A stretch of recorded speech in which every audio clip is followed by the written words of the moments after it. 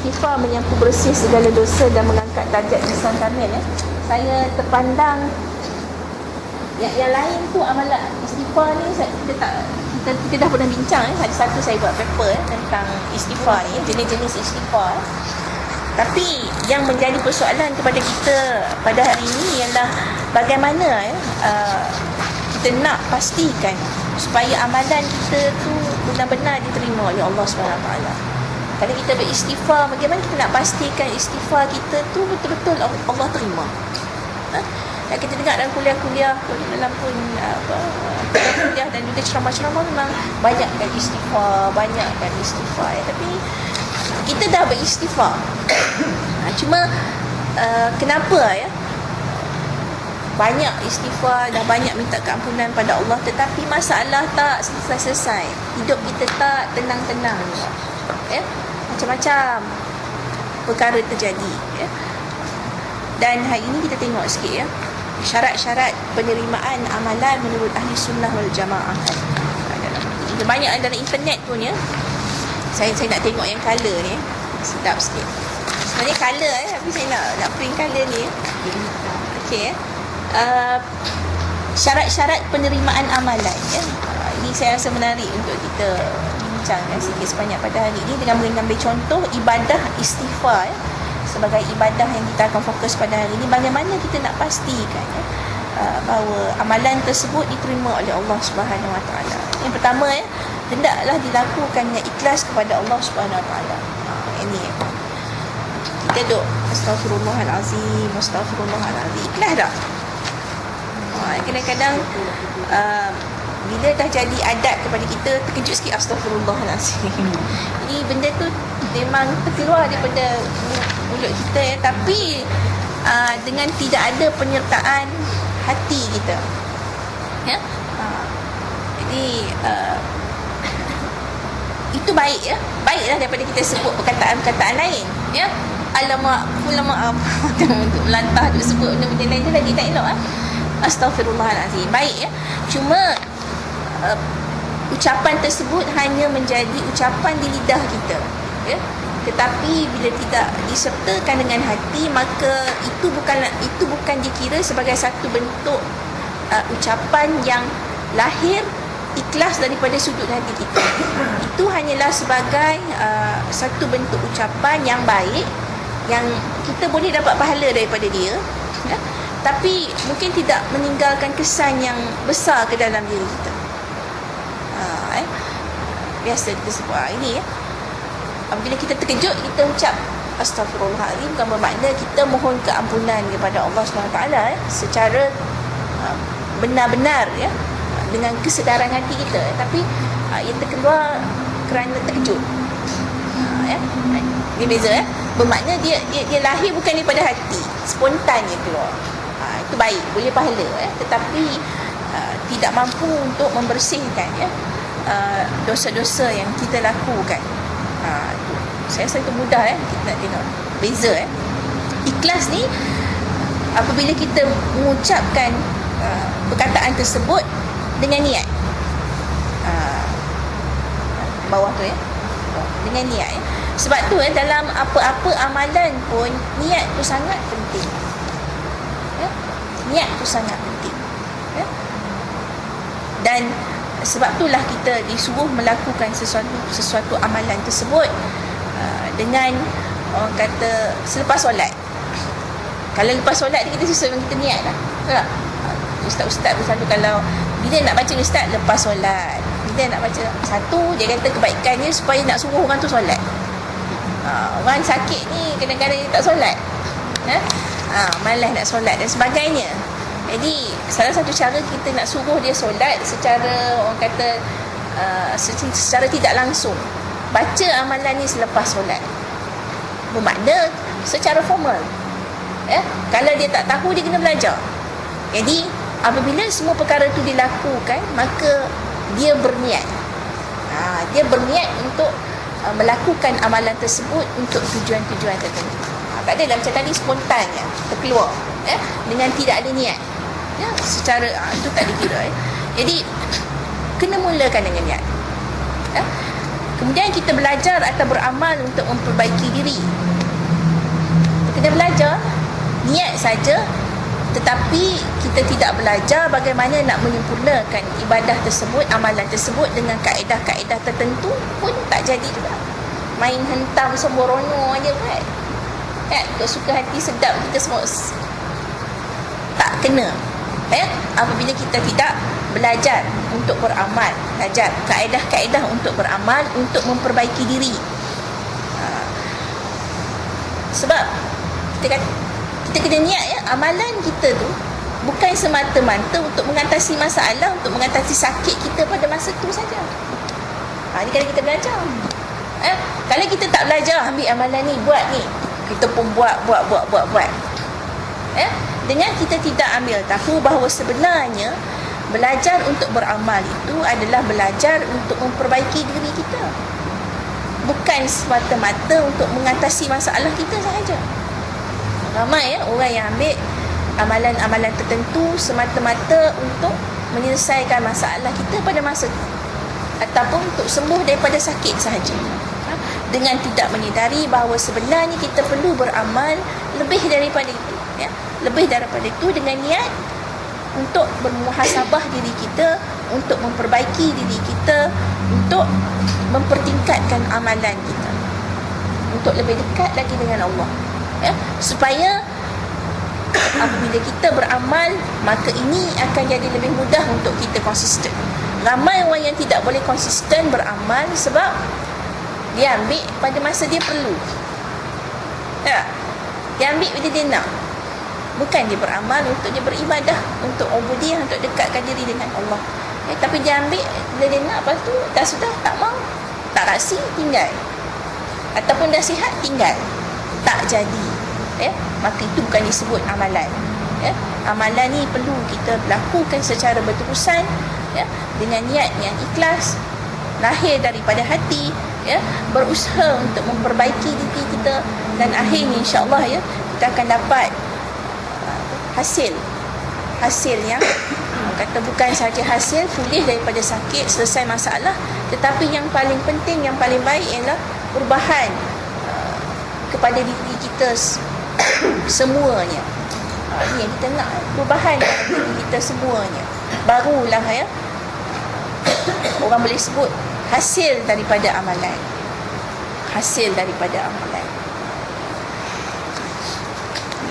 Ambil amalan ni, hang ambil amalan ni, buat ni, baca 40 hari 40 malam. 40 hari 40 malam je lah. Dengan kita tak niat untuk memperbaiki diri kita, maka kita buat 40 hari 40 malam, selesai masalah, seronok macam tu je, tidak ada kesan ke dalam diri kita. Tu rugi rugi.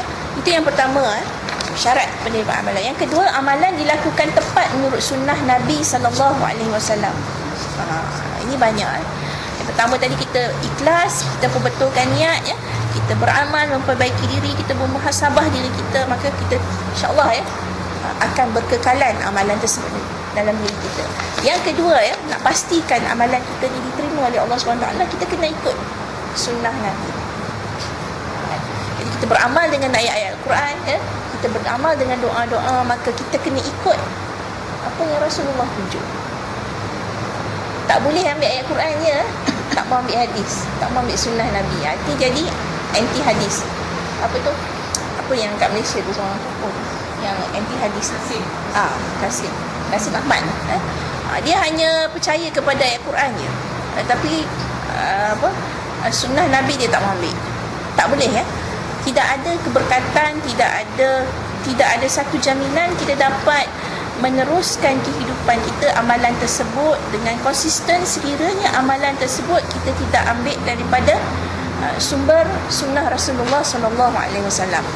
Sebab tu dalam rawatan ni, selain daripada kita baca ayat Al-Quran, kita disuruh berselawat. Sekurang-kurang kalau orang tak tahu apa-apa, nak minum air, baca Fatihah, selawat. Sebab Fatihah tu memang dia baca. Kalau tak baca, confirm tak sembahyang. And then selawat, mengambil barakah daripada sunnah Nabi SAW. Kita disuruh, diajar untuk berselawat, beramal dengan ayat-ayat Al-Quran, tetapi tidak menurut apa yang Rasulullah SAW dan sahabat buat. mungkin akan menyebabkan kita tidak dapat mencapai target atau memperolehi kelebihan atau manfaat darinya. Contoh saya boleh bagi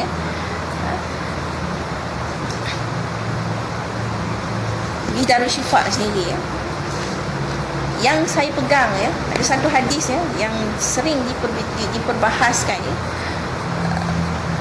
bahawa orang-orang yang beramal dengan ayat-ayat ruqyah syar'iyah ni dia boleh jadi perawat,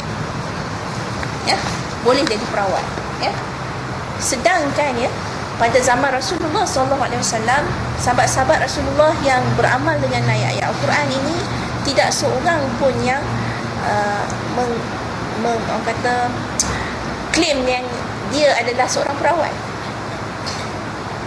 Saya bagi contoh yang paling mudah. Orang belajar kat Darul Syifa, impiannya akhirnya dia nak jadi seorang perawat.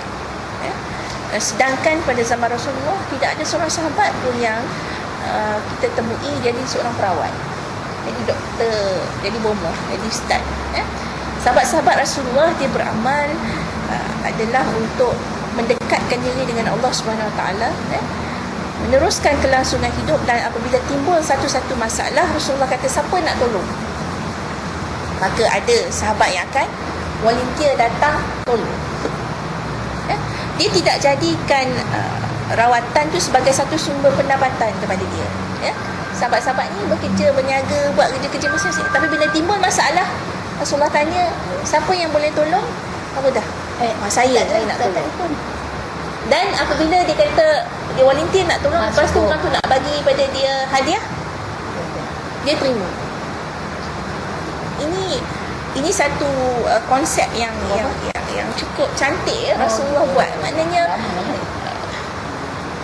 niat kita belajar untuk mempelajari ilmu perubatan Islam tu jangan semata-mata kita niat untuk akhirnya kita boleh jadi perawat, boleh merawat orang. Kita niat untuk dekatkan diri dengan Allah, kita terus beramal. Bila-bila masa diperlukan, maka pada masa tu kita orang tahu pula kita boleh minta tolong. Boleh ke? Dengan tidak meletakkan apa-apa syarat bahawa apabila merawat maka kita akan menerima bayaran. Apabila merawat kita perlu terima imbuhan, kita boleh terima imbuhan, tidak ada yang sahabat Rasulullah buat, tak ada apa macam tu Maka apabila kita ikut apa yang Rasulullah dan sahabat buat, insya-Allah barakah daripada ilmu tersebut akan berpanjangan.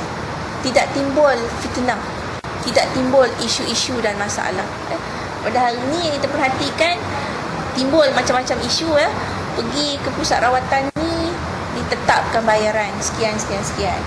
Pergi pusat rawatan ni package untuk masalah saka ni 900, 1000. Nak buang saka, mak saya tanya, kakak saya tanya di pusat rawatan Al-Hidayah yang baru dibuka di Ipoh. Sebelum ni dibuka di Gombak. Dia dah buka cawangan di Ipoh. Nak buang saka kena bayar 1000. Boleh ke buang tu saja? Saya kata nak saka ni mana boleh buang. Saya jenuh saya cerita balik kat mak dengan ayah saya. Saka ni tak boleh dibuang kecuali kalau orang tu dah nak mati. Kalau dia dah nak mati, nazak, kita tolong buang, betul benda tu keluar, dan dia tak akan datang lagi lah. Selagi kita hidup, buanglah. Sekali buang 1000, 10 kali buang, banyak duit tak apa lah, sedekah bagi. Macam mana kalau tak buang? Tidak ada benda jin, iblis dan syaitan. Yang saka ni adalah benda yang dah memang sebati dalam diri kita, dan hanya dengan mempertingkatkan amalan saja dia tidak boleh ganggu kita balik. Yang boleh kita atasi adalah masalah sihir. Sihir orang hantar, kita rawat, lepas tu buat pendirian, mungkinlah lepas tu selesai masalah. Saka ni turun kan saya tu. Saka ni benda jin, iblis, syaitan yang dah memang mengganggu keturunan kita. Juga disebut qarin qarin yang setiap orang yang dilahirkan ni akan bersama dengan dia jin, syaitan yang akan mengganggu seumur hidup dia. Tapi dia tak, kalau macam adik-beradik dia tak kat orang lain tak. Kalau mak ayah kita dah meninggal, syaitan tu dia tak mati, dia akan ikut. Maknanya kalau dilahirkan kita ada seekor jin yang duk ikut kita, kalau datuk nenek kita dah berpuluh-puluh dulu, dia nak pergi mana? Dia akan duduk dalam lingkungan keluarga tersebut dan dia akan mengganggu anak cucu. Kecuali kalau kita mempertingkatkan amalan, belajar ilmu-ilmu untuk bentengi diri kita daripada gangguan-gangguan tersebut. Sebab tu saya kata, sampai tahap hari ni, kenapa hari ni teruk sangat kita tengok. Banyak Kita dah berapa puluh ribu generasi dah kita ni. Just imagine kita punya amalan benda yang sama daripada dulu, tetapi yang mengganggu di sekeliling kita jumlah dia banyak mana. Tapi banyaklah saya dengar orang ni kena saka, orang ni kena. Ya, ustaz kalau orang ramai-ramai bomo ni tak ada benda lain. Kalau benda susah nak merawat tu saka aja sebut. Sedangkan saka ni jin lah, syaitan lah, benda yang sama. Tidak ada speciality apa-apa pun. Tapi sebab susahnya kita nak beramal, susahnya kita nak mempertingkatkan amalan, sebab tu susah nak halang dia daripada ganggu kita. Dia berbolak-balik, bertolak tarik daripada diri kita sendiri juga. Benda tu tak susah tetapi sebab kita yang susah. Kita yang susah nak keluar daripada kepompong comfort zone kita. Kita dah memang macam tu Bila kita nak keluar, payah.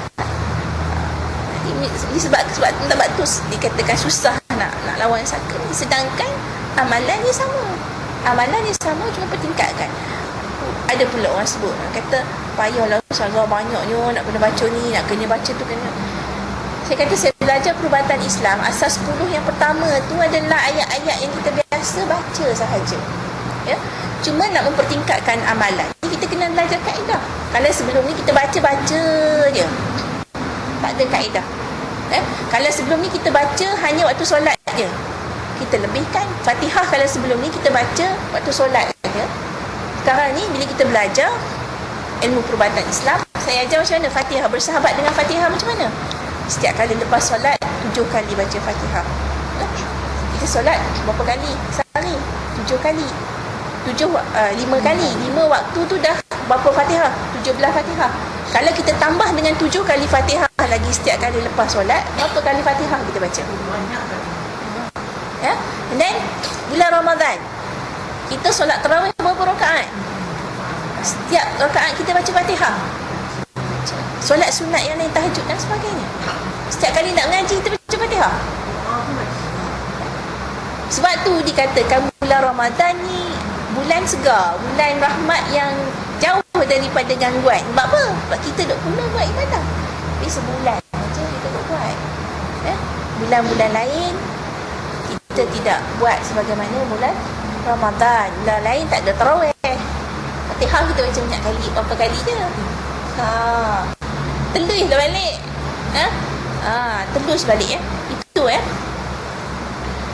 beramal dengan ayat-ayat Al-Quran tetapi tidak menurut apa yang Rasulullah. Itu dia kata kita beramal dengan apa yang Rasulullah dan sahabat buat. Kita tengok kalau sahabat dengan Rasulullah buat solat tarawih bulan Ramadan, kita buat macam mana Rasulullah buat berapa kali. Ada yang 8 rakaat, ada yang 20 rakaat. Boleh mana-mana pun. Zaman Rasulullah buat 8 rakaat saja. Tapi 8 rakaat Rasulullah baca surah yang panjang.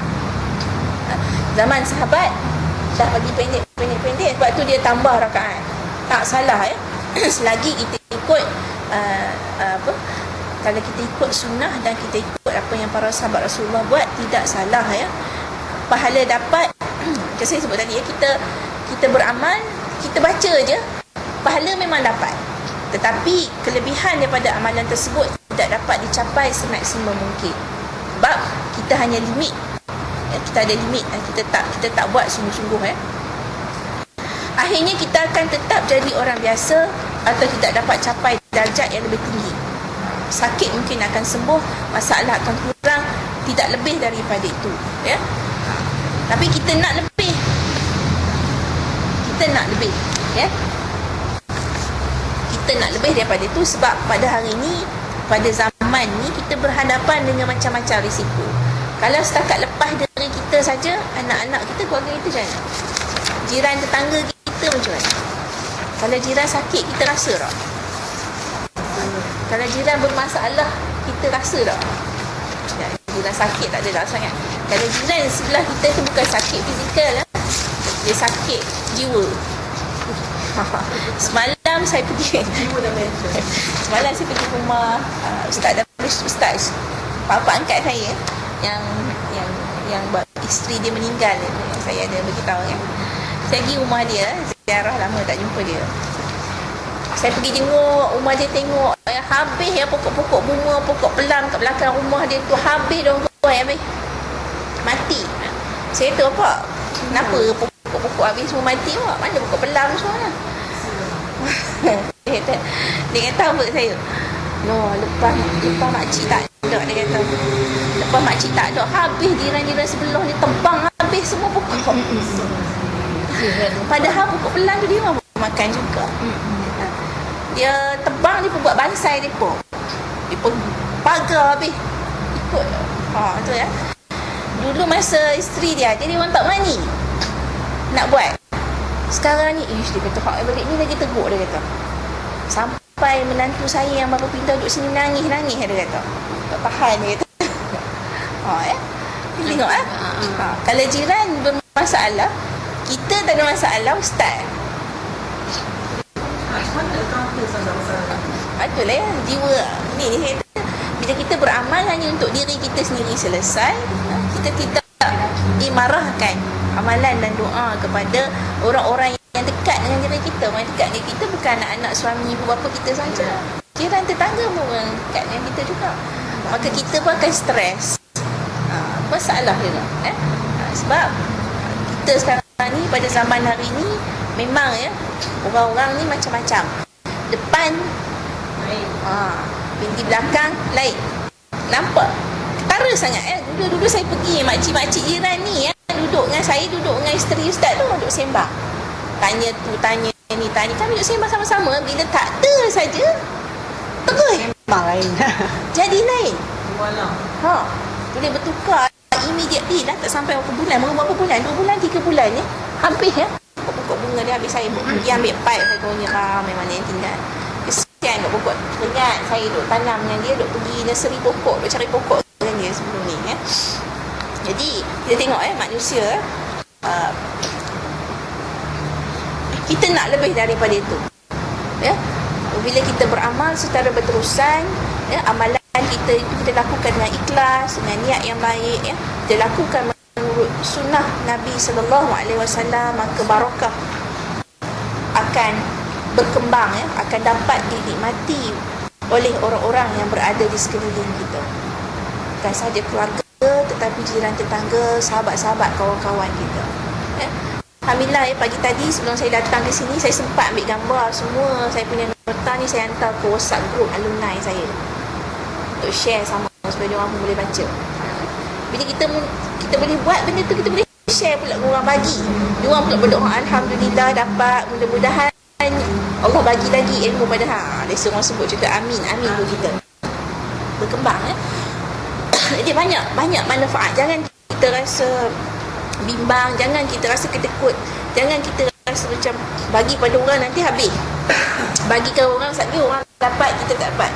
Kalau kita duk fikir, kita share dengan orang, kita doakan orang, kita share dengan orang, habis pada kita, rugi kita. Sedangkan dalam surah Iqra, Allah sebut, ya, Allah hanya turunkan ilmu tu hanya setitis dari selautan dekat dunia. Ilmu yang ada dekat dunia ni hanya dah setitis daripada selautan. Yang setitis tu dibahagi-bahagi pun tak habis-habis sampai langit. Kita nak takut apa? Takut orang tu beramal lebih daripada kita. Kenapa kita tak fikir kalau orang yang kita share ilmu tu dia beramal, pahala dia tu akan dapat pada kita juga. Sebagaimana Allah sebut, ya, kalau orang yang menanam sebatang pokok, pokok tu berbuah, buah tu dimakan oleh burung-burung, oleh orang yang lalu lalang, maka pahala tu akan dapat terus kepada orang yang tanam pokok tu. Begitu juga dengan ilmu, ya, tidak akan sia-sia, barakah dia akan berpanjangan pada hidup sampai mati. Kalau orang tu pula bagi pada anak dia, cucu dia, amal pula, kembar-kembar, masya-Allah, ya. Kita tak boleh nak bayang, ya, pahala yang kita akan dapat di akhirat esok dengan kita tak payah beramal. Amalan ni setakat kita buat, pahala yang kita dapat tu lebih daripada apa yang kita buat, ya. Dan untuk kita buat benda ni, ya, nak supaya amalan kita diterima ni, nak ikhlas, nak ikut sunnah, kena ada mujahadah. Bukan senang nak ikhlas, bukan senang nak ikut sunnah, mujahadah agar kita dapat konsisten, ya. Halangan syaitan, halangan syaitan ni jangan buat. Letih lah, lembek lah, mengantuk lah, apalah segala macam, ya. Tapi kalau dalam grup usrah ni saya rasa tak ada masalah, ya. Sebab kita dah ada a'udzu bikalimatillahi tammah min kulli aduwwin wa hamah. Sebab tu semua buat, ya. Asas 10 tu jangan tinggal, ya. Mudah-mudahan bila dah hadam dalam diri kita, maka mudah jadi perisai kepada kita untuk membenteng diri kita daripada halangan syaitan ni, ya. InsyaAllah, ya, orang yang beramal dengan Syifa ni, ruqyah syar'iyah ni, dia akan mudah, ya, mengelak diri dia daripada diganggu gugat oleh makhluk-makhluk ni. Itu pun kalau dia buat. Tak buat tak jadi juga. Ni nak mujahadah. Yang pertama ni, step ni dah belajar benteng pertahanan diri, amalan ruqyah syar'iyah untuk bina kekuatan dalam diri kita. Kena buat, ya? Saya rasa memang cukup banyak, ya, nak dan cukup banyak kebaikan ruqyah syar'iyah. Walaupun saya tidak jadi perawat, ya, secara umumnya saya tidak merawat, ya, tapi saya banyak buat kerja-kerja lain, masya-Allah, ya. Halangan-halangan. Saya pergi di Kelantan, setiap kali saya pergi Kelantan ada saja, ya. Hatta saya pergi ke tempat-tempat yang baru ni saya cerita, saya pergi ke Pulau Melaka tu, ya. Rupanya ada bangunan-bangunan sekolah tu yang keras, ya. Nak masuk saja pun bab kena. Dia sebut, saya lalu, ya, depan pelajar-pelajar puteri yang duk berhimpun ramai-ramai, muntah budak-budak ni. Maknanya memang kuat, ya, gangguan dekat kawasan tu. Jadi kalau kita tak ada benteng pertahanan diri kita sampai ke tempat-tempat tu, macam mana keadaan kita, nak buat kerja-kerja yang berisiko macam saya, ya, hadapan dengan macam-macam, ya. Dengan amalan tersebut, ya, kita boleh membezakan orang ni ikhlas tak ikhlas, air muka dia macam mana, dia ni macam mana. Boleh, ya. Allah bagi sampai macam tu, ya. Kita boleh rasa insting kita, deria rasa kita, perasaan kita, dan jangan pula kita ambil benda tu negatif, kita ambil negatif, semua kita tak berkawan dengan orang, tak, bila Allah bagi insting-insting macam tu, maka kita jadi berwaspada, kita berhati-hati, nak bercakap berhati-hati, nak makan berhati-hati. Saya kalau budak yang memang pandai yang ada penarik ni, saya tak makan apa yang dia bawa. Sebab tu saya kata hikmah yang Allah bagi, bila kita tahu begitu, maka kita berhati-hati. Bukan kita nak pergi lawan dengan dia, nak penanya dia, tak, tapi kita berhati-hati supaya kita tidak terkena. Tapi yang makan tu tak sama dengan yang lain. Wallahualam. Tapi saya kata lepas ni ada yang mana yang baik-baik dengan yang rapat dengan saya kata nampak teruk sangat awak lah ni. Pasal apa? Ada seorang budak ni, dia ni memang alim sikit antara yang lain, tapi dia kerja lena je. Saya kata, pasal siapa awak ni jadi macam ni, jadi nampak malas, rambut panjang tak potong. Rokok, dia kata, saya ni, isteri dia doktor, untuk banyak ongkar malam. Dia kena jaga anak. Dia kata, kalau dulu tak ada teruk sangat macam ni, siapa yang teruk kan? Kata hati-hati sikit, jangan duk join makan-makan tu, pentindir diri kena ada. Dia sebut macam tu kat dia. Dia demam, dia apabila kita terkena dengan ilmu-ilmu yang begini, walaupun orang tu tak hantar, tak buat pada kita kita, badan kita jadi lemah dan benda-benda negatif di sekeliling kita akan datang mengasah kita. Kita jadi, badan kita jadi lemah, jadi sakit, jadi tak bermain, kualiti kerja menurun dan sebagainya macam. Dia makan tu bukan dia makan bak tu sikit dia jatuhkan kita punya image dan prestasi. Tapi yang budak tu okey. Oh, nampak sihat, nampak apa semua Cuma bila saya bagi assignment, akhirnya tak boleh buat. Dia macam-macam Tu saya kata, dengan amalan-amalan ini, maka Allah akan beri kepada kita hikmah-hikmah, insting-insting yang boleh membantu kita daripada terjebak ataupun terjerumus kepada benda-benda yang tak baik.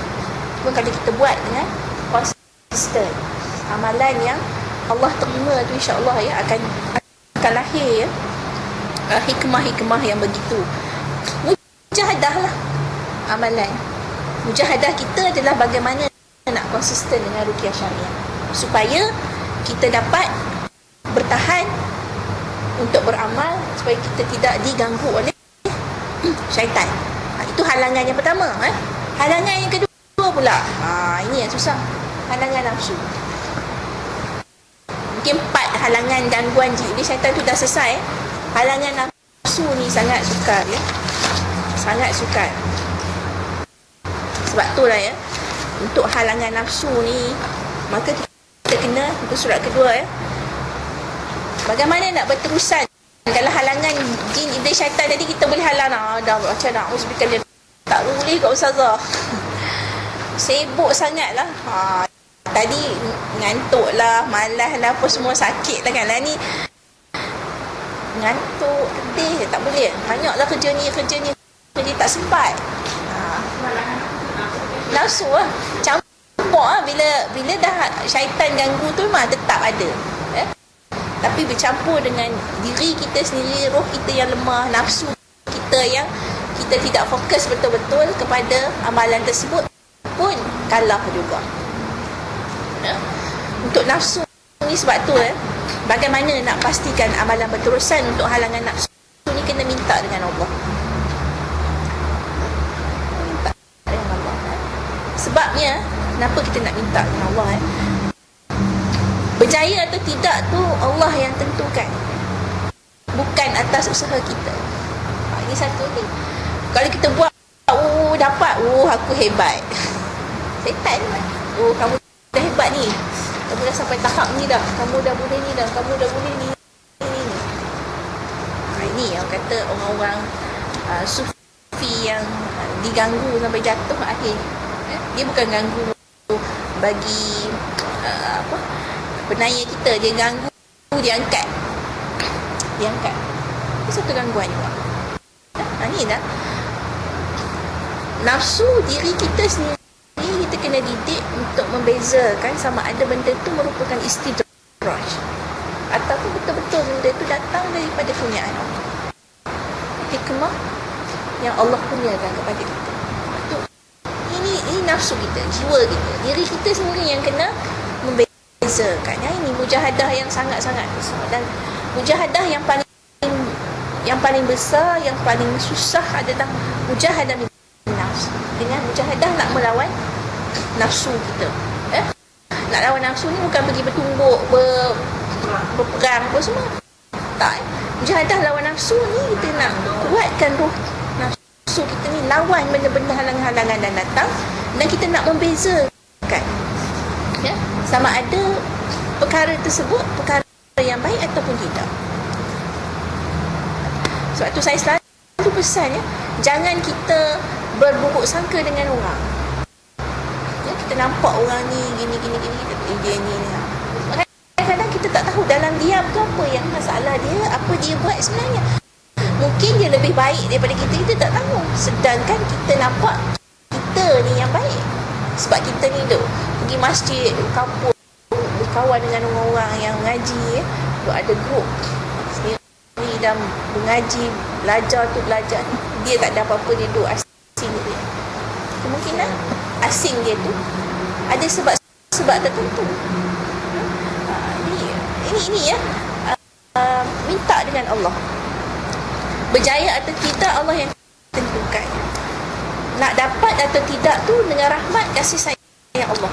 Kita tidak tahu bila kita akan sembuh, bila masalah kita akan selesai. Kita tak tahu. Sebab tu adalah rugi kalau kita beramal untuk selesaikan masalah saja. Rugi. Sebab kita tak tahu.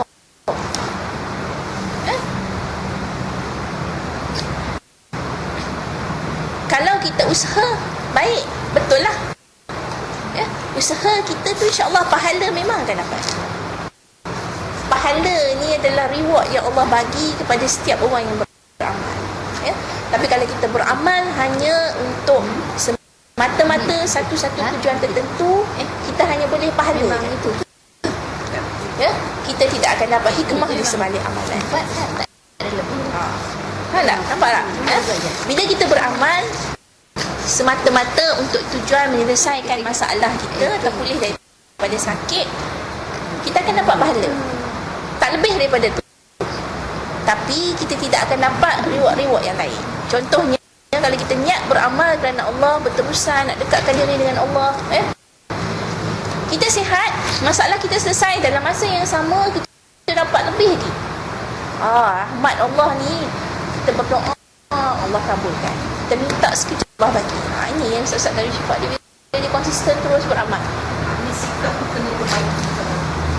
Perbaiki diri kita, niatkan kita beramal tu untuk beribadah kepada Allah, bukan semata-mata untuk melawan sakit kita, menyelesaikan masalah. InsyaAllah Allah akan angkat darjat, upgrade lagi. Bukan setakat pahala kita dapat, kita akan dapat hikmah, kita akan dapat kelebihan-kelebihan yang tidak disangka-sangka. Itu lebih baik. Sebab kalau ditakdirkan tak sembuh, tak sihat juga, masalah macam tu juga tak selesai, kita beramal nak sihat. Lama dah, setahun dah, 2 tahun, 3 tahun dah, 30 tahun dah sakit. Tapi dah buat dah Ustaz, Ustazah dah buat dah. Sebab kita, Allah nak uji kita beramal tu untuk apa? Mungkin niat kita untuk sembuh je, dia tak sembuh-sembuh lah. Sebab tu saya kaitkan juga dengan kata Ibnu Athaillah As-Sakandari dalam kitab Al-Hikam. Sebab baik doa, mintalah apa yang Allah tuntut darimu. Doa yang kita minta bukan yang Allah tuntut, mungkin tidak baik untuk kita. Allah tahu tapi kita tak tahu. Kita rasa kita sihat lebih baik. Sedangkan Allah kata ini kalau sihat habis. Tak kenal masjid lah, tak main usrah lah kalau sihat. Sebab tu Allah ni lebih baik dia tak sihat. Kalau dia tak sihat, jadi push, jadi akan memaksa diri dia untuk terus hadir ke program. Kalau dia sihat, hilang ke mana-mana tak tahu lah, habis. Sebab niat dia beramal untuk mendapat kesembuhan sahaja, bukan beramal untuk ubudiyah, dekatkan diri dengan Allah Subhanahu Wa Taala. Beza dia. Sebab tu ramai kalau kita tengok, saya tak heran kalau saya ni jumpa dengan pimpinan-pimpinan PAS banyak orang yang boleh kita angkat sebagai orang-orang yang mungkin mempunyai ilmu yang banyak, yang tinggi. Dia bergaul dengan orang-orang berilmu, tapi bila kita mendekati orang-orang ni, kita boleh rasa serba tak kena. Sebab ramai orang yang belajar pada hari ini, banyak orang yang mendekati golongan ilmuan pada hari ini bukan untuk beramal. Dia kepentingan politik, dia banyak untuk tujuan-tujuan dunia yang menyebabkan roh ataupun barakah daripada amalan tersebut tidak sampai kepada dia. Ilmu tanpa amal seperti pohon tanpa buah. Dia mungkin pokok yang rindang, yang kuat, yang kukuh, yang rindang, tapi tanam pokok tak berbuah ni apa yang kita dapat? Betul lah, dapat sikit, dapat berteduh. bawah tu. Daun lebat. Daun ni lebat, kita tumpang teduh. Dia jadi pimpinan, dia pegang jawatan-jawatan, kita berteduh, kita jadi orang di bawah yang boleh berteduh di bawah kepimpinan. Tetapi tak lebih daripada itu. Manfaat yang lain tak ada. Lama-lama kalau tumus pokok di sebelah, pokok tu pula rindang, lepas tu berbuah bunga banyak pokok, kita lari tu pindah tak? Pindah. Itu beza. Oleh sebab itu kita perlu bersangka baik dengan Allah SWT. Jadi kita tahu bahawa apa yang kita minta tu mungkin tidak baik. Allah tahu, tapi kita tak tahu. Jangan kita mengeluh apabila masalah kita tidak selesai, apabila penyakit kita tidak sembuh-sembuh. Bersangka baik dengan Allah. Kerana kalau kita dah minta kepada Allah, kasih sayang Allah, InsyaAllah lama-lama sakit pun dah tak jadi sakit. Kita akan rasa bahawa sakit tu tandanya Allah sayang kepada kita. Lakukan ibadah kerana Allah. Ubudiah kepada Allah, untuk dekatkan diri kepada Allah, untuk dapat kasih sayang Allah. InsyaAllah lebih selamat. Dalam keadaan tiba-tiba sakit, mati. Alhamdulillah banyak. Sebab tu kita tengok yang mana yang sakit kanser, kes baru ni, yang ni kakak Jerin tu, yang breast cancer, ibu tunggal, breast cancer yang dikata kubur dia bercahaya. Dia dah reda, dia pasrah dengan sakit dia. Akhirnya dia ambil sikap. Mungkin dia dah reda, dia berfikir. Akhirnya orang ambil saya tengah percaya tu pun tak. Masa tak ambil gambar masa ni, masa orang tanam kita tak nampak, bila tengok gambar macam kes baru ni, ada orang hantar pegawai TM di Gunung Jerai. Dia orang pergi Gunung Jerai, ambil gambar dekat Gunung Jerai tu, kan daun. Tiba-tiba bila tengok balik gambar tu, kat sebelah tu ada nampak 3 lembaga pakai jubah putih dengan serban tengah solat. Baru seminggu sebelum Ramadan mari. Saya tak pasti gambar tu saya simpan ke tak. Ada orang hantar kat sini. Ada orang kata memang ada orang solat, tapi kaki dia tak nampak.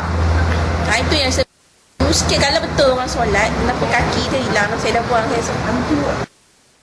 Dia kat Gunung Jerai ni memang banyak jin Islam. Gunung Jerai antara gunung yang paling banyak jin yang bunian yang duduk dekat situ. Kemungkinan tu ada, mungkin ada.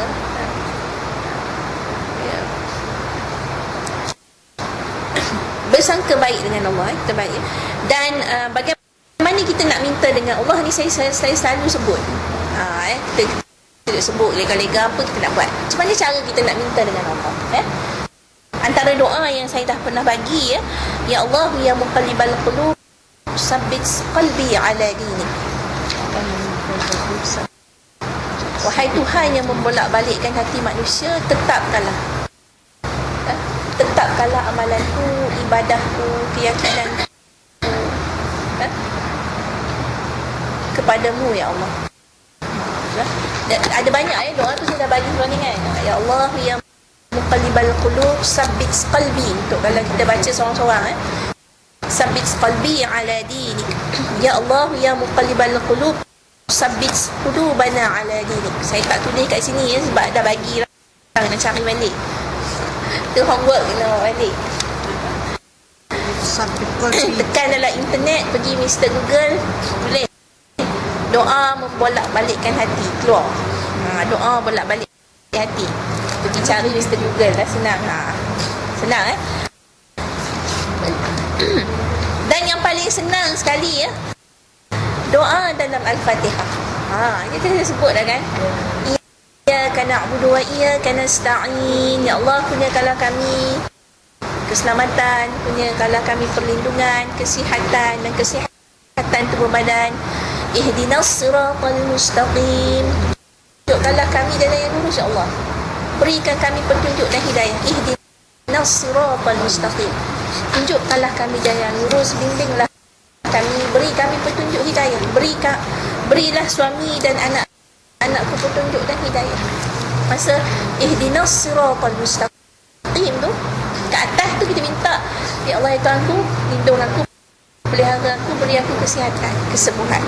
Ihdinas siratal mustaqim, tunjukkanlah aku jalan yang lurus ni, bimbing aku, suami dan anak aku ya Allah, beri aku petunjuk dan hidayah ya Allah. Weh, kalau kita bila minta hari-hari tu, memang kita kena minta, disuruh minta pun.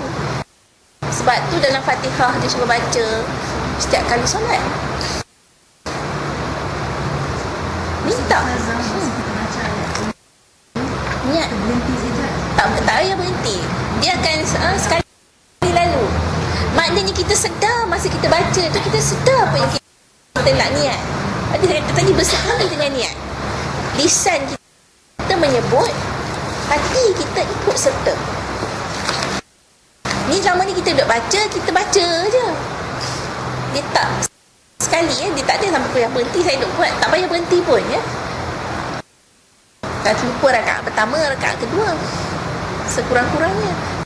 Tak adalah kalau terlupa nak niat rakaat pertama kena berhenti solat lain, tak payahlah Dan banyak kali Tak tahu saya nak balik dulu ya. Tak suami saya tak apa, terus pergi. Tak tinggal. cukup ya. Itu pun saja dah cukup ya. Dua tempat tu kita minta. Teknik ya. Kadang-kadang kalau kita nak beramal, kita tak kaedah, teknik kita tak faham, pun dia tak jadi juga. Kita kena faham teknik dan kaedah untuk kita beramal nak minta dengan Allah di mana, bagaimana Okey, kita tengok yang muka surat ketiga. Saya bagi contoh dalam ibadah istighfar. InsyaAllah mudah-mudahan dalam bulan Ramadan kita banyak beristighfar. Bagaimana nak beramal dengannya Yang pertama, beristighfar kepada Allah, mohon ampun kepada Allah dengan hati yang ikhlas. Tadi kita sebut ikhlas ni bagaimana? Ikhlas ni tidak mensyirikkan Allah dengan sesuatu yang lain. Tulis Ustazah ya. Ikhlas ni syarat dia tidak mensyirikkan Allah. Ni kita tu minta ampun Allah, duk buat lagi benda-benda syirik, duk buat lagi benda-benda bid'ah. Bid'ah yang banyak, khurafat, bid'ah.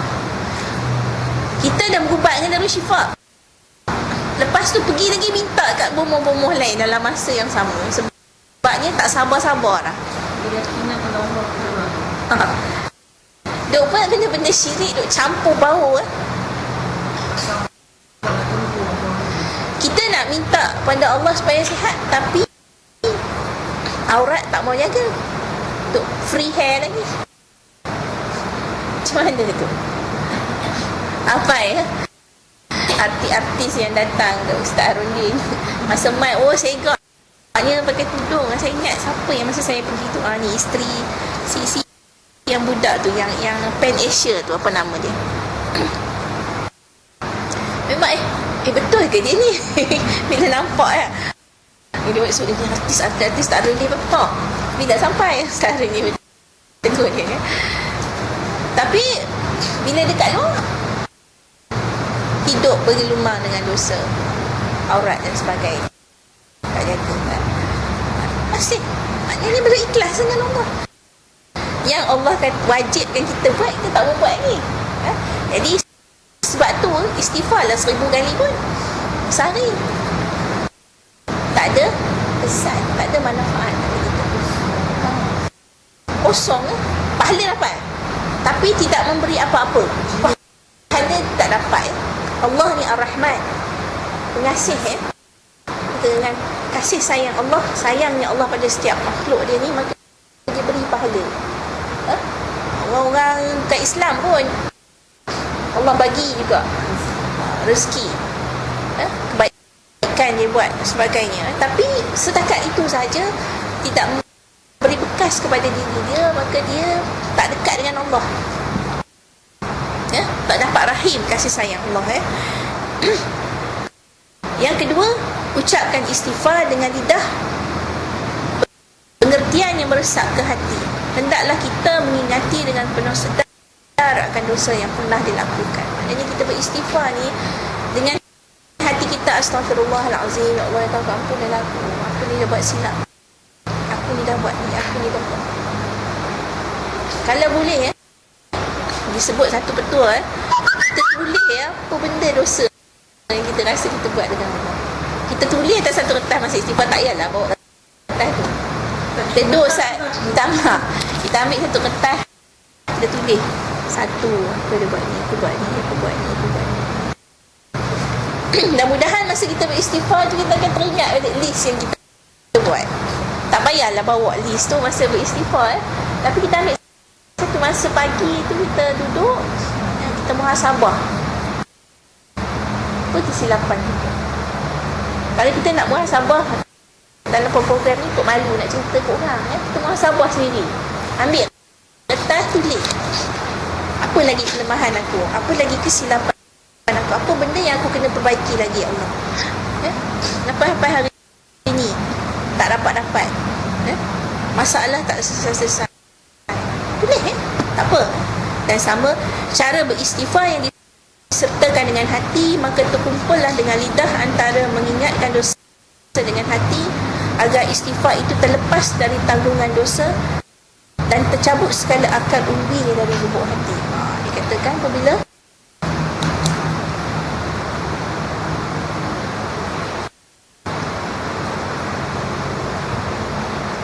selalu membuat list nak beli barang, ni kita buat list dosa saya. Betul. Yang kita selalu nak pergi kedai, tak mau bagi lupa buat list yang tidak siap barang, ya. List dosa saya hari ni.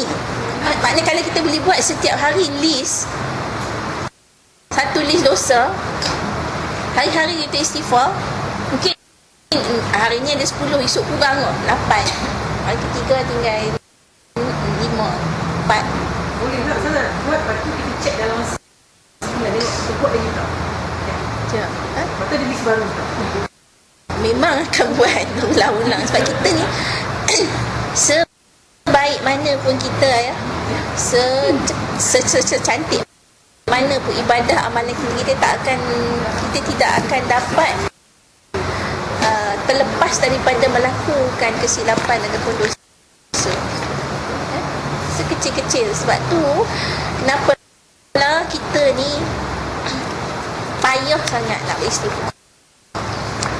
Sedangkan, ya, dosa kita buat, benda yang Allah suruh kita buat, kita tak pernah akan ada zero masa list dosa tu, ya?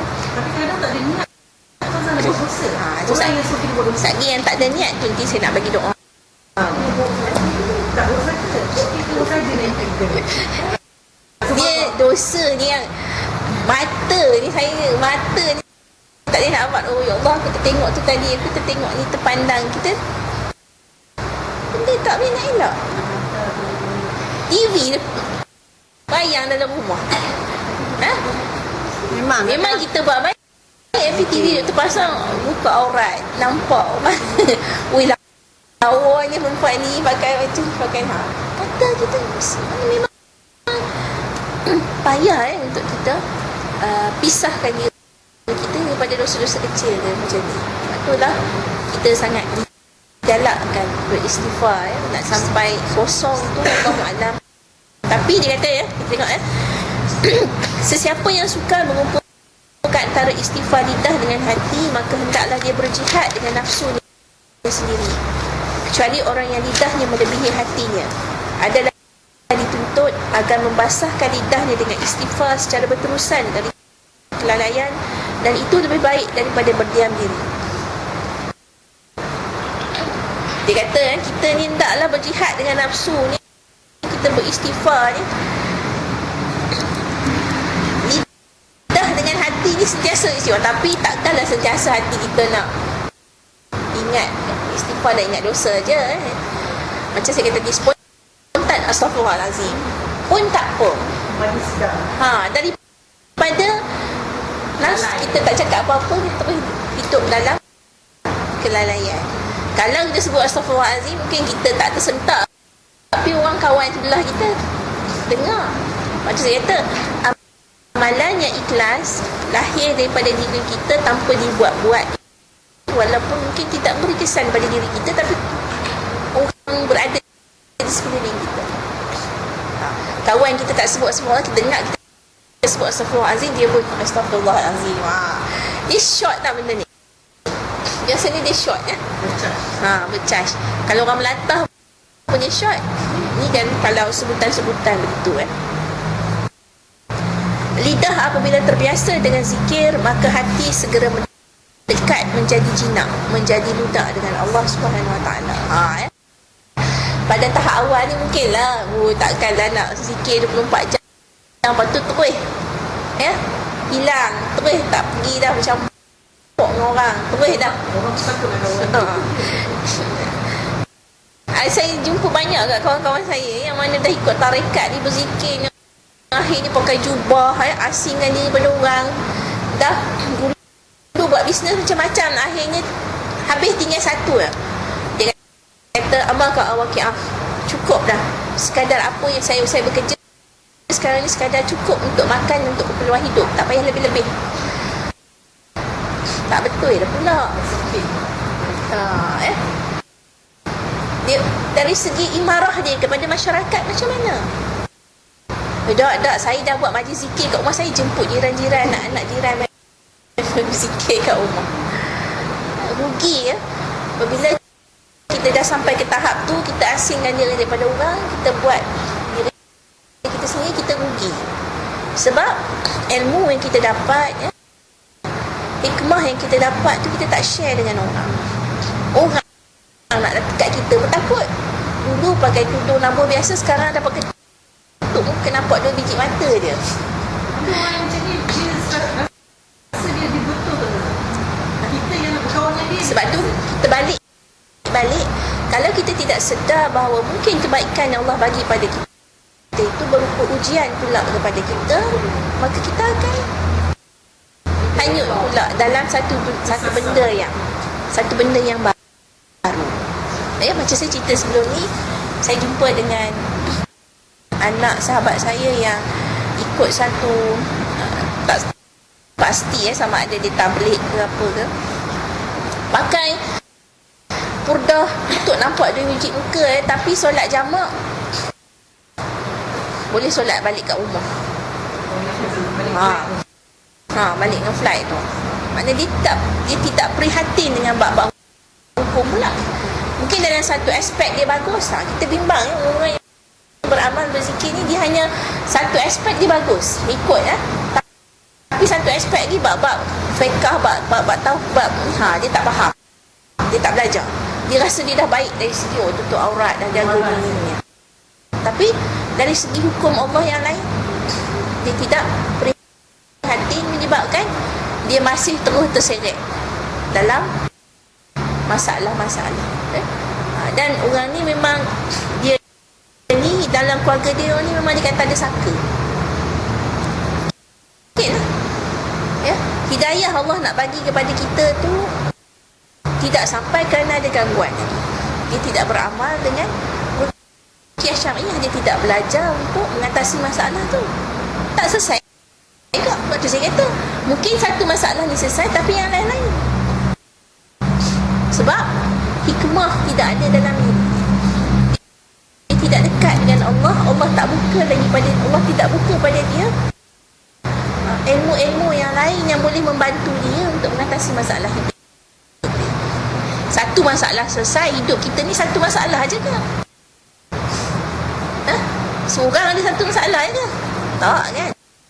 Bercabang-cabang masalah kita, berpuluh-puluh masalah yang kita berusaha untuk mengatasi satu masalah saya dengan beramal dengan satu benda yang boleh mengatasi satu masalah. Rugi kita. Kita amal satu benda, satu amalan, bukan untuk menyelesaikan satu masalah, tetapi Tapi hikmah daripada amalan tersebut menyelesaikan semua masalah yang berada di sekeliling kita. Ini yang kita nak. Ya. Sebab tu ramai orang dah sihat sikit dah, tapi masalah anak pula, masalah suami pula, masalah ni. Sebenarnya kita beramal tu, kita niat untuk diri kita sendiri. Selesai masalah kita. Tapi lepas tu timbul pula, Allah, Ustazah, anak saya pula, suami saya pula. Dia macam-macam betul ya. Bila kita beramal dengan kita tidak mempelajari bagaimana kaedah dan kita nak ambil hikmah daripada amalan tersebut. Awas ya, tipu daya syaitan yang akan cuba menyekat seseorang daripada beristighfar menyebabkan hati lalai. Ini saya harap kita boleh, bukan untuk ni untuk diri saya sendiri kita boleh beristighfar dengan lebih cantik lagi lepas ni. Kita faham kaedah nak ambil satu masa, listkan dosa-dosa kita, duduk Astaghfirullahalazim, Astaghfirullahalazim. Banyak contoh-contoh istighfar yang kita boleh ambil. Tak payah susah-susah, yang dah kita biasa amalkan tu amalkan, tapi kali ni kita buat dengan hati dan lidah kita sekali, berbisik.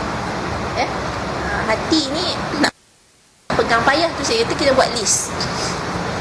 Buat list supaya kita pegang hati kita dengan list senarai yang kita buat. Mudah-mudahan kita akan berjaya dengan amalan istighfar kita. Bukan senang istighfar je Ustazah ni bagi hari ni. Memang saya masa bermula ni, saya kata masa saya setahun lepas saya habis belajar 2-3 bulan 4 bulan lepas tu saya kuat badan saya kuat, tapi lepas tu anak-anak saya, anak yang sulung paling teruk kena masa tu dia nak periksa UPSR. Saya ni macam orang gila. Cara ustaz ni, jumpa ustaz ni, saya tak tahu masalah awak. Jumpa ustaz ni saya tak tahu, jumpa ustaz ni. Akhirnya saya jumpa seorang ustaz tu, dia kata, Izzah, awak istighfar 70 kali lepas subuh setiap hari. Ustaz payahnya 70 kali lepas subuh, banyak kerja masa tu ustaz. Nak hantar anak sekolah, nak siapkan breakfast semua, banyak soal pula budak ni. Saya kata awak buat 70 kali lepas subuh, tak nak sudah. Tu je. Saya pun macam mana lah aku nak buat mujahadah. Bangun awal, azan tu dah ada kat sejadah. Hari-hari ni make sure sampai stres tau. Letihnya tak apa, bangun juga ni untuk anak masalah, untuk anak buat 70 kali lepas subuh. Alhamdulillah sebulan 70 kali lepas subuh. Banyak pun. Tak boleh sebut nama dia lah.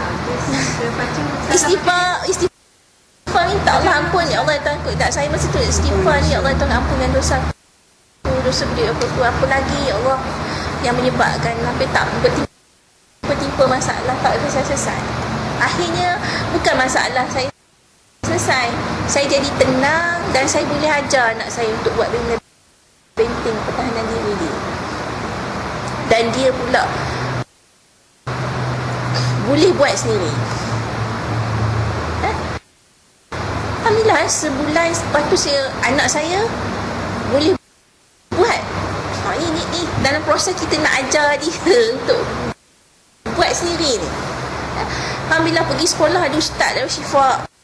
Pergi sekolah baru pun ada ustaz Darul Syifa. Saya pula dengan kekuatan yang ada pergi jumpa ustaz tu, ustaz tolong saya bantu untuk anak saya buat benteng pertahanan diri dia.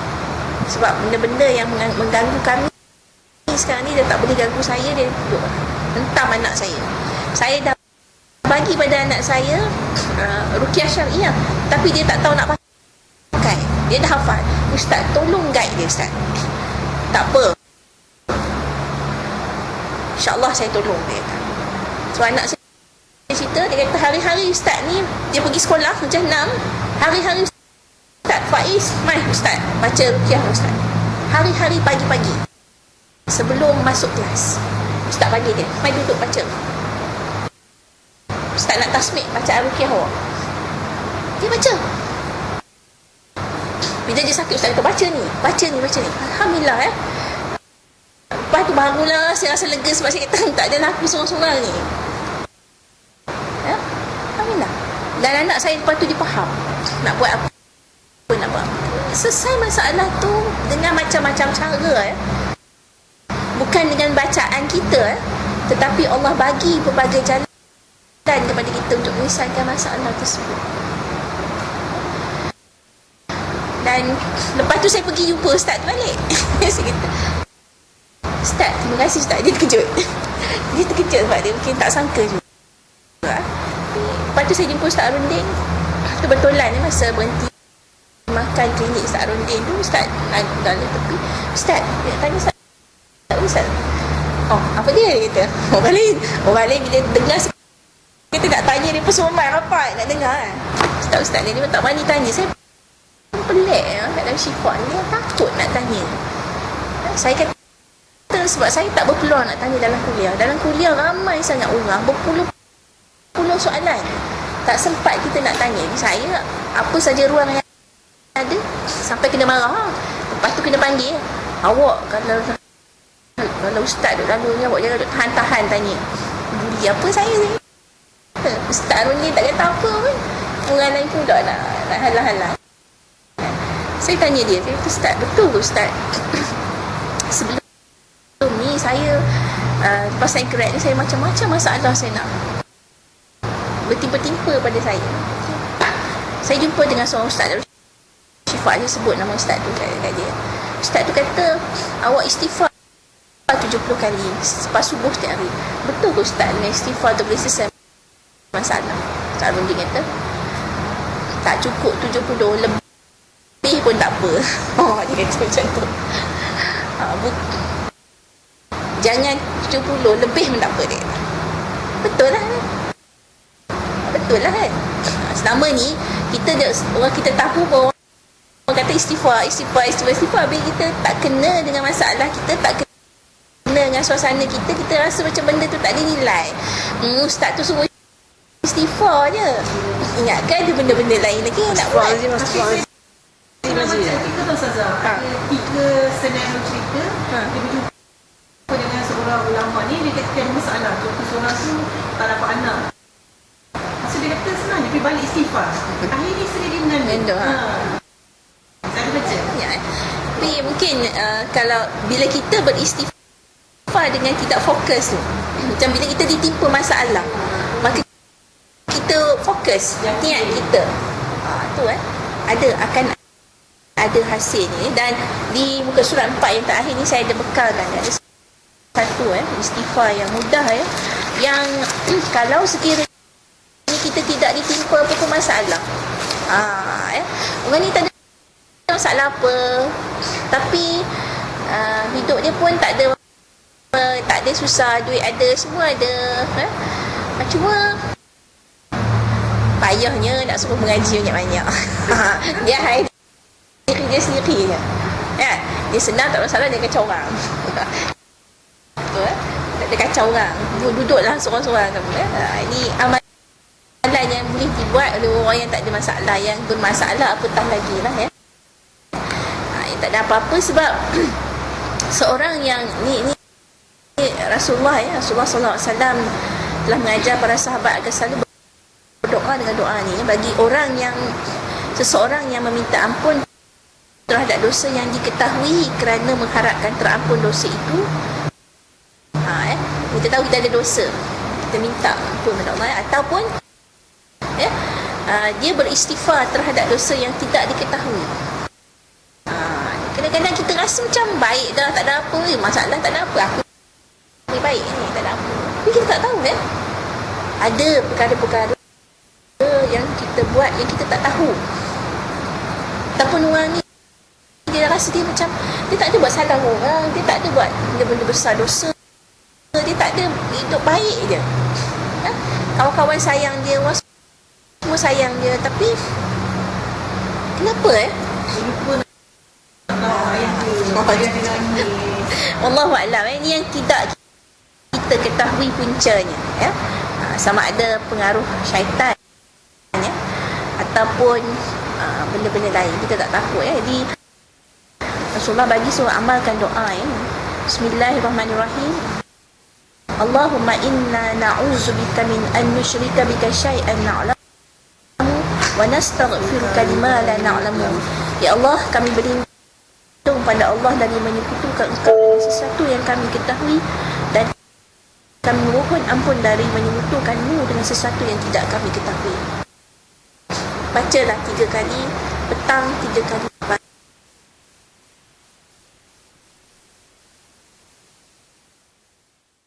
Allah. Dalam maksurat ni sebenarnya dalam buku ni dia lain sikit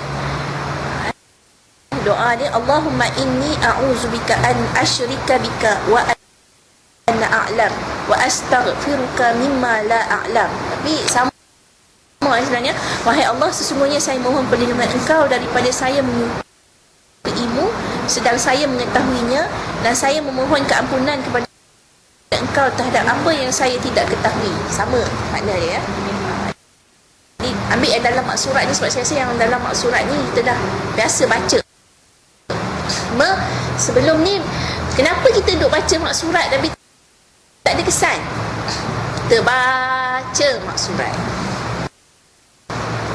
kita tak tahu ayat ni untuk apa, ini untuk apa, tujuan untuk apa, niat dia macam mana. Macam saya dulu lah yang maksurat ni pada sekolah dulu sekolah agama, maksurat memang wajib hari. Sampai universiti baca maksurat. Tapi awak sakitnya, punya tekuk kena sihir dan sebagainya. Sebab lepas saya dah mengaji betul-betul ni, baru saya tahu dulu aku hanya baca maksurat aku dapat pahala je. Hikmah daripada bacaan tersebut tak dapat pada kita pun, sebab kita tak tahu apa benda kita baca. Pahala dapat, insyaAllah pahala dah dapat dah. Cuma kelebihan, hikmah, khasiat daripada bacaan tersebut tidak terpancar dari diri kita, sebab kita tidak belajar, kita tidak memahami ilmu-ilmu Al-Quran itu dengan belajar kaedah-kaedah untuk beramal dengannya. Ini beza dia amalan ni. Sebab tu saya harap cuba amalkan Kita baca sama-sama Bismillahirrahmanirrahim. Allahumma inna na'udzubika min an nusyrika bika syai'an na'lamu wa nastaghfiruka lima la na'lamu.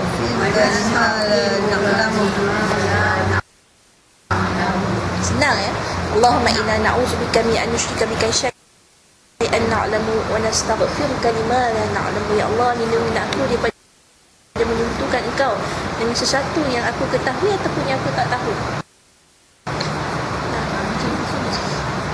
Bila-bila masa. Sebab ini istighfar juga ni sebenarnya. Dia salah satu bentuk istighfar juga. Tapi kalau kita beristighfar umum, mungkin kita yang ni lebih cantik, sebab kadang-kadang kita tak tahu kita buat dosa, dan kita tak tahu perbuatan kita tu menyakiti sahabat kita. Kita rasa kita cakap yang betul ni yang baik, tapi kita tak tahu orang terasa apa kita cakap.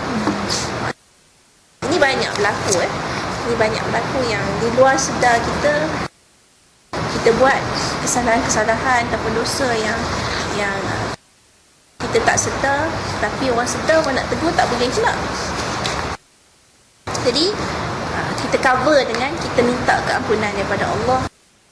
Selalu kita buat dengan kita letakkan dalam hati, ya Allah, ya Tuhan, ampunilah aku atas dosa-dosa yang aku tidak sedar aku lakukan, ataupun yang aku sedar. Aku sedar tapi aku tak boleh nak elak. Nak buat juga sebab lemahnya aku ni sebagai seorang manusia. Lemahnya. Banyak, saya rasa banyak kat dosa-dosa yang kita sedar tapi payah ke nak elak, nak buat juga, nak buat sebab benda tu bukan senang. Lalu saya kata dengan kita list dosa kita satu hari memang tidak akan pernah ada zero ya. Dosa sentiasa akan ada. Jadi kalau amalannya, lebih lagi di bulan Ramadan ni amalan beristighfar, mudah-mudahan ruang dan peluang yang Allah bagi pada bulan yang penuh barakah ni, Allah ampuni dosa-dosa kita keluar dengan lebih hebat dan lebih baik lagi sebagai seorang hamba Allah. Bukan kita keluar tu bermakna lepas free. Keluar daripada bulan Ramadan rasa wah habis. Tak maka bila kita keluar, maka insya-Allah benda-benda yang kita rasa sukar nak buat dalam bulan Ramadan tu jadi lebih mudah. Sebab kita dah mujahadah dalam bulan Ramadan. Wallahu a'lam. Ada Kalau tadi nak cakap pasal yang niat tak sengaja nak buat dosa. macam mana? Yang kita tak ada niat kan, macam nak buat kesalahan atau dosa, tapi ada keadaan sekeliling tu yang buat kita nafsu mana. Nak penjelasan lebih lagi. Tadi contoh, siapa boleh bagi contoh? Siapa boleh bagi contoh? Contoh macam kita keluar nak ke masjid kan, kita bawa kereta dengan tenang kan, tiba datang satu kereta ni nak overtake kita. Niat kita memang nak belajar kan, tapi sebab itu kita jadi marah kita lupa macam mungkin dia nak jadi. Betul lah tu. Benda yang tak sengaja, dia spontan berlaku. Tak boleh nak kontrol lagi jiwa kita. Macam tu contohnya. Hati kita nak pergi buat baik, tapi on the way nak pergi tu ada saja. Kalau kata kita tak cakap, tapi perasaan marah tu salah. Sebab tu dia suruh istighfar. Istighfar balik. Saya bagi contoh. Tapi geram. Saya bagi contoh yang tak tingkap. Sebab ada satu kali insiden itu saya balik daripada Shah Alam. Okey, kita dah beratur panjang dekat tol ni, memang baiklah beratur. Tiba datang satu kita, dia overtake, lepas tak dapat time kita tu dia dah masuk kepala kita ni kan. So saya buka tinggal cakap, cik, jadilah mana berhemah, kita nak baiklah cakap. Lepas tu dia langgar saya punya telinga kita, dia kata berhemah tu, dia nama saya. Dia tanya saya berhemah tak? Mana saya? Contoh dia macam lah. sebab kita belum mulakan amalan istighfar. InsyaAllah bila kita hikmah di sebalik amalan istighfar, bila kita dah mulakan, kita takkan jadi marah. Sebab kita rasa Allah nak uji aku. Sebela dengan manusia. Inna lillahi wa inna ilaihi raji'un. Dia biasa dia orang yang sentiasa dah konsisten dengan istighfar ni, bila jadi macam tu, inna lillahi wa inna ilaihi raji'un. Daripada Allah aku datang, kepada Allah aku pergi. Daripada Allah perkara ni berlaku, Allah izin nak jadi, jadilah dia, maka kita serah kepada Allah, maka kita akan kembali tenang. Kita ni bila terjadi sesuatu, kita rasa macam aku dah usaha buat benda ni, tak mau bagi diri ni, tiba kena juga.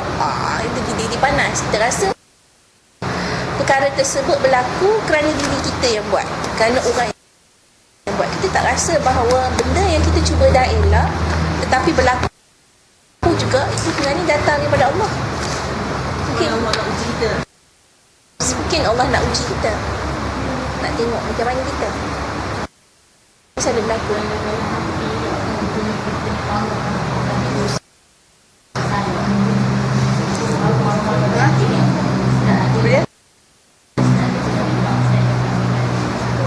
Sabar. Dia kalau dalam kereta. Sekarang. Ada? Banyak. Itu kita tahan lagi lah. Maknanya kita masih tahan. Tak dosa kita stres lah. Stres, kita istighfar balik. Astagfirullahaladzim. Sebab tu ya, sebab tu sunnah sunnah yang kita kaitkan yang tadi yang kita ikut sunnah, maknanya sunnah Nabi ni setiap apa yang Rasulullah nak buat, Rasulullah akan mulakan dengan doa. Dia nak keluar rumah, dia baca doa. Dia nak naik kenderaan, dia baca doa. Nak pakai baju, baca doa. Ni sunnah Bila semua kita dah buat, bermakna segala apa pekerjaan yang kita buat tu bergantung dengan Allah. Sebab setiap doa tu kita balik kepada Allah. Jadi bila kita dah ikut, dah buat dah semua sunnah ni, baca doa ni, dah baca doa ni, doa nak elak diri kita daripada terkena juga. Mana yang Allah nak uji dia. Itu dari Allah. Inna lillahi wa inna ilaihi raji'un. Itu yang kita boleh buat. Kita inna lillahi wa inna ilaihi raji'un, minta ya Allah, ya Tuhanku, gantikan aku dengan sesuatu yang lebih baik bodoh daripada ruginya aku pada hari ini.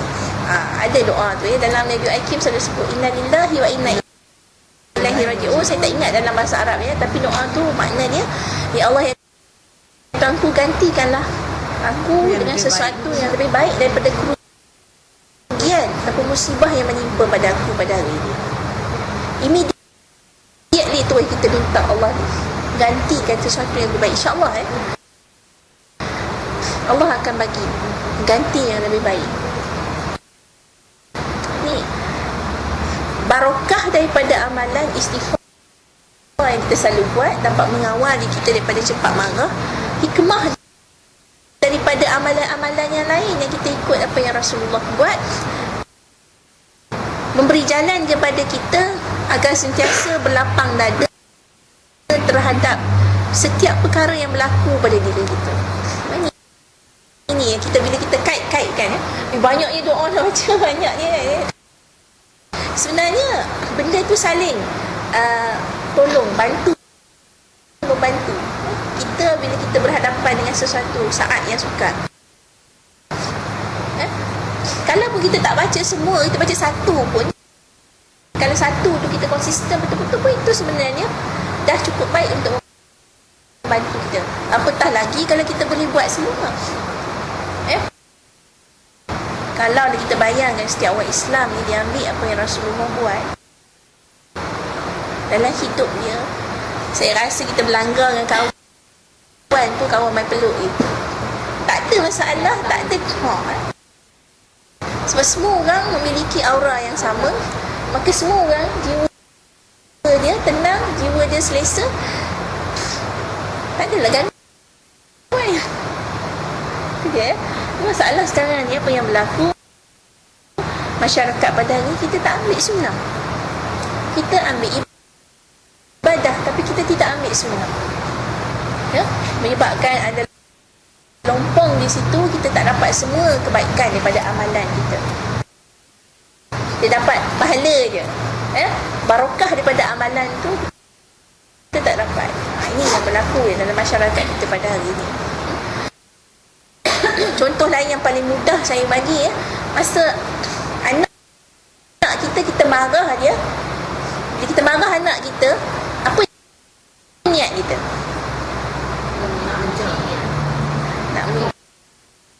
Nak mendidik dia, nak ajar dia, atau nak lepaskan perasaan. Biasanya kita marah anak kita nak lepaskan stres kita, tak pernah terfikir masa buat benda tu geram kan, kita tak pernah fikir kita nak marah anak ni, kita nak ajar dia. Sebab tu kesan daripada tu dia jadi paling mudah. Saya cukup terkesan dengan tu anak bila kita marah. Tujuan kita nak mendidik anak, marah tu untuk mendidik. Memang sukar kita nak pisahkan benda, tetapi kalau kita mampu untuk banyak istighfar, kita minta supaya Allah, InsyaAllah secara perlahan-lahan Allah akan bagi hikmah-hikmah yang boleh membantu kami.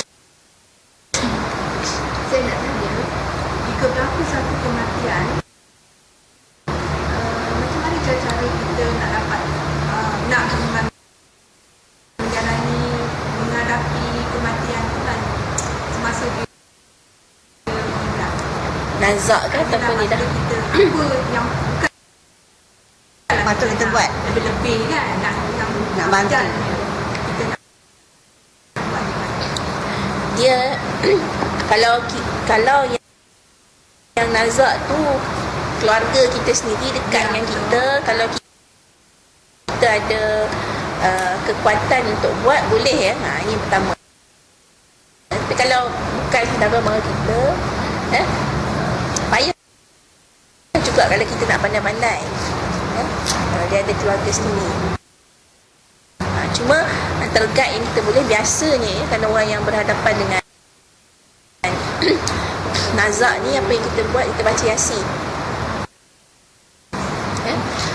Cadangkan agar semua baca Yasin.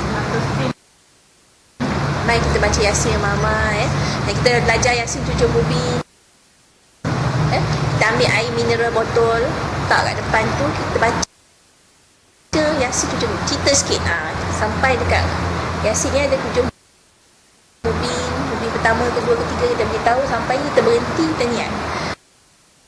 Ya Allah, ya Tuhan tu, kalau sekiranya orang yang sakit ni, sakit dia tu dah sampai masa Allah nak ambil,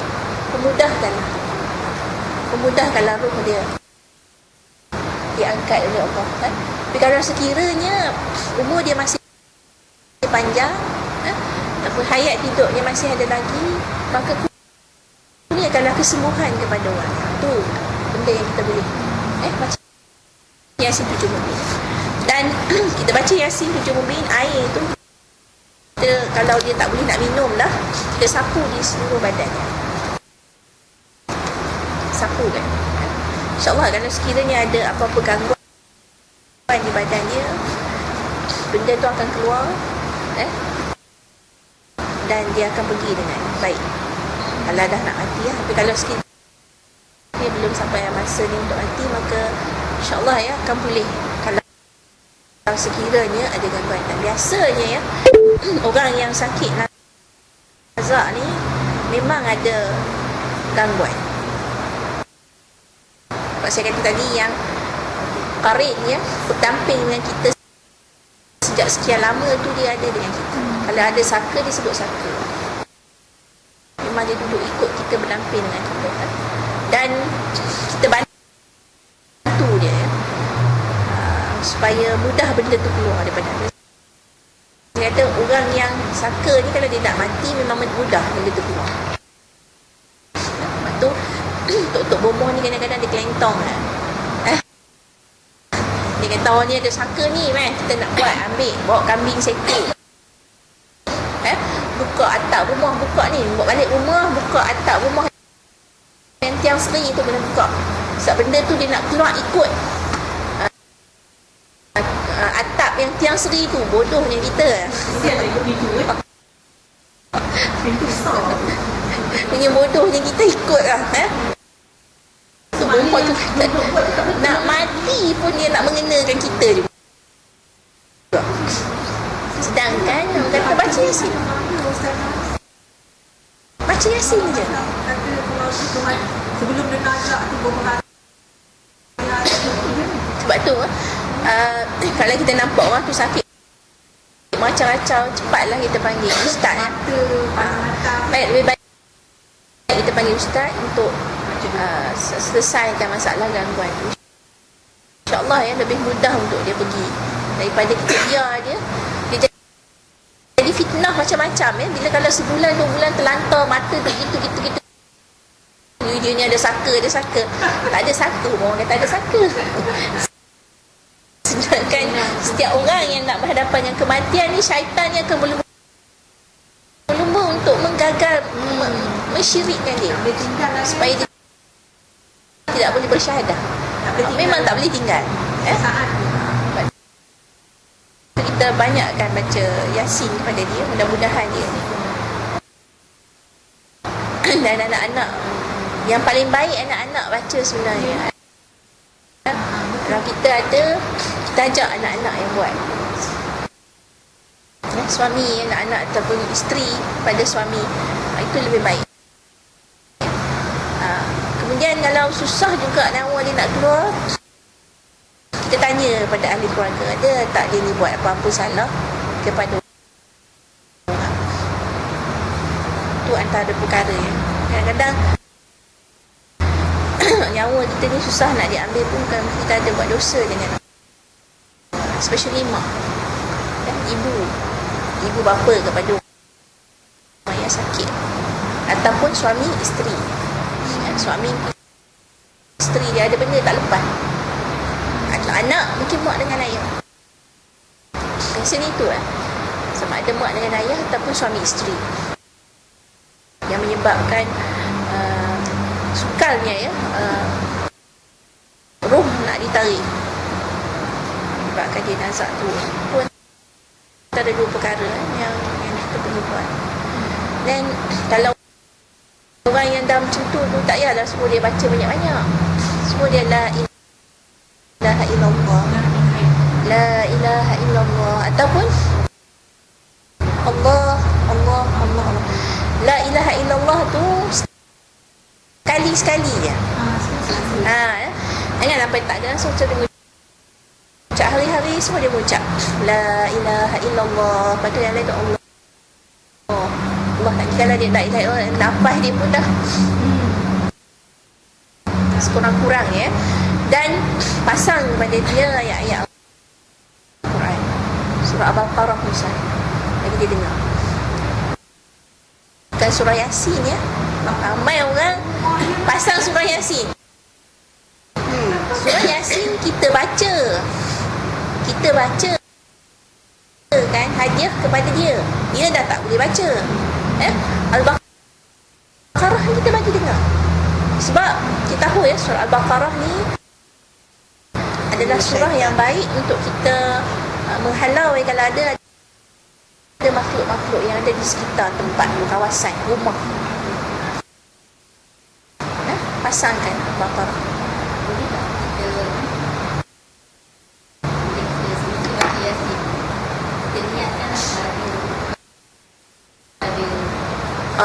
Memang kita baca biasanya kita niat untuk orang lain sekali. Boleh, tak ada masalah. Cuma kalau kita diajak baca Yasin untuk fokus orang yang nazak depan mata kita fokus lah Sat. Kalau mungkin baca Yasin tu kita baca untuk orang lain tu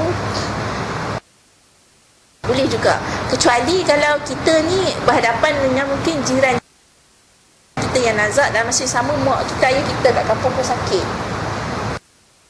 Mungkin ingatan kita tu kita boleh baca, hadiahkan juga kepada mak bapak kita pun boleh. Tapi kalau tak ada masalah yang lain, kita tak ada masalah apa-apa, kita fokus kepada orang yang sakit pada masa itu lebih baik ya.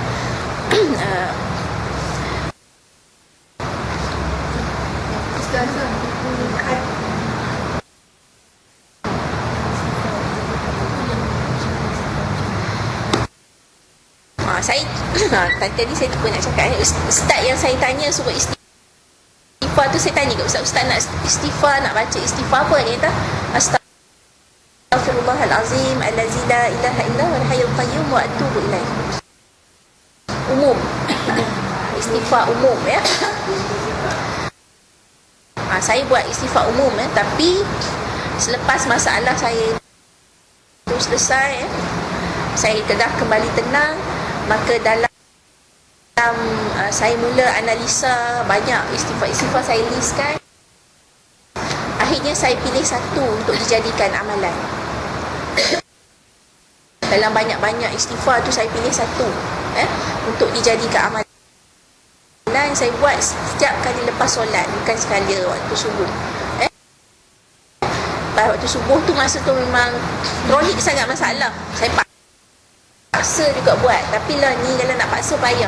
So saya disiplinkan diri saya selepas kali setiap solat saya istighfar astaghfirullahalazim li walidayya wa li jami'il muslimina wal muslimat wal mu'minina wal mu'minat al ahya'i minhum wal amwat. Saya buat 7 kali lepas solat.